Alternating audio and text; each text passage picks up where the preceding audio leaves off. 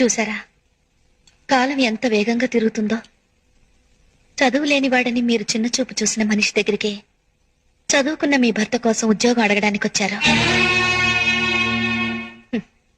ఆ రోజు ఆయన్ని ఎవరికైనా పరిచయం చేయడానికే నామూషిగా ఫీల్ అయ్యారు.